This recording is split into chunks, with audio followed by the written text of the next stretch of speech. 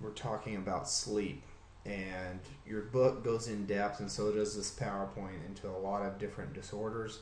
I'm not going to talk about each one of the disorders that would cause sleep deprivation or sleep debt.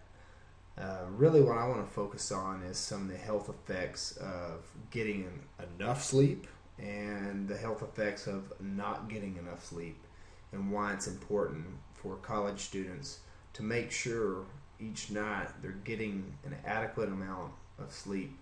And I see this all the time in class where students come in, they're really groggy, they're having to work, two jobs, or they try to work all weekend and they study all during the week, and they're not getting enough sleep, and they may be studying 20 or 30 hours for one test, let's say in chemistry or biology, and they don't understand why they can't remember all the information, why they're doing so poorly.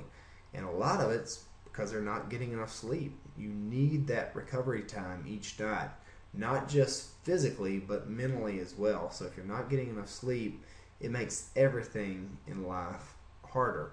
So this book goes into detail about the different sleep cycles and making sure that you're getting about 8 hours of sleep each night.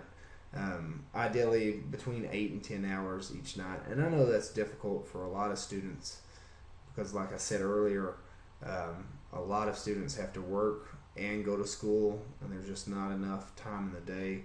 But it's really important to kind of schedule your time so that you have enough time, because one of the main problems with not getting enough sleep is you can impair your immune system, and so you don't have, or you'll find that you're getting sick more often, and that's really going to take up a lot of your time, because then you're either going to miss class, miss work, or both.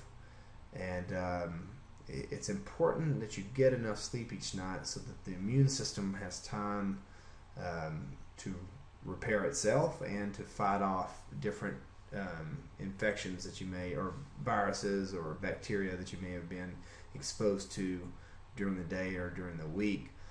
It's also a time, like when you're asleep, is also a time when your body recovers. So if you're an athlete and you want to get the most out of your training, you need to make sure that you're getting enough sleep each night. So that's when your muscles recover, that's when your body recovers and does most of the repair while you're asleep. So for example, if I'm an elite level athlete, or I think I'm an elite level athlete, and I go out and I do an hour or two of training each day, but I'm not getting enough sleep, I'm kind of wasting my time, because that recovery time is just as important as the training time.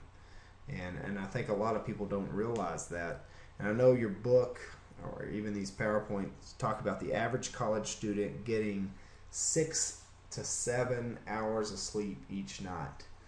Well, that means that each night, if you're only getting 6 hours of sleep each night, you're accumulating about 2 hours of sleep debt. And I know that sounds kind of funny. It's kind of like you going into debt with money, but it's true. And by the time the weekend rolls around, you've accumulated about 10 hours of sleep that you needed that you haven't had. And that's going to create problems in the long term. So ideally, 8 to 10 hours would be ideal, and it would be best if you can schedule your time so that you can make sure you're getting enough sleep. Because eventually, sleep deprivation will cause different disorders. So let's go to the next slide and look at some of those. Some of these are long-term. Some of them you'll see a little bit more, or a little sooner than others. So cardiovascular disease, that's really more of a long-term problem with not getting enough sleep. Well, it's short-term and long-term. You may see a higher average heart rate throughout the day. Now, that may not sound very serious, but over the course of several years, it can cause excess wear and tear on the heart. Think of the heart kind of like a car engine. And the more beats that you put on it in a lifetime is kind of like having too many miles on a car. So the more beats that you put on it in a lifetime, the sooner it's going to wear out. So you want a lower resting heart rate. And there's been a lot of correlation between not getting enough sleep and a higher than average resting heart rate. You'll also have metabolic disorders. Most of those are due to the muscles not fully recovering, and so you're not putting on, let's say you're exercising and you're not putting on enough lean mass, or you're losing some lean mass because you're just not resting. So during the day you're breaking those muscles down and they need time to recover, and if you're not getting enough sleep, well, that's when most of the recovery happens. Endocrine disorders, so hormonal disorders, may result. Problems with your immune system, you see there number 4. That's when your body really repairs the immune system, and that's really when the immune system goes to work and fights different things that we've been exposed to throughout the day. And if your immune system is suppressed, that can also lead to different respiratory problems, so you may get sick more often.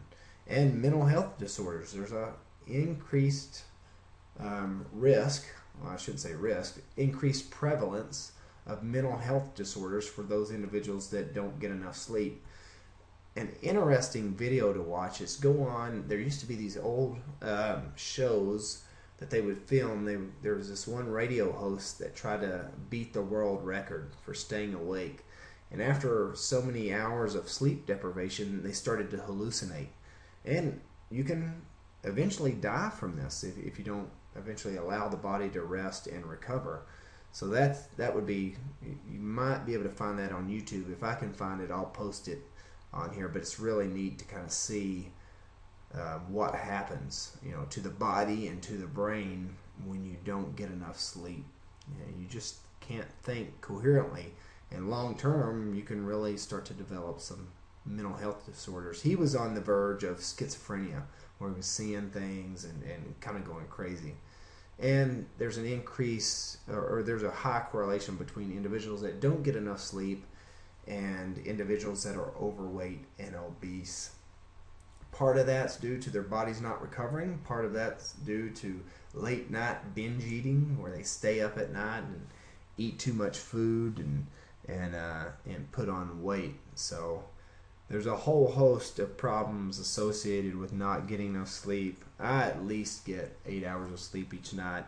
But when I was in college, I might get 6-7 hours of sleep on some nights, but I definitely made up for it. But if you're accumulating a lot of sleep debt during the week, it's really hard to catch up on the weekend, especially if you're still trying to go out and have a social life. So the main thing I want you to get from this chapter is the importance of sleep. It seems to be, it's one of the most important things we can do. It's right up there with working out and good nutrition. And if you're depriving yourself of sleep, you're really not being healthy. And so I really want you to take away from this class and from this particular chapter the importance of sleep.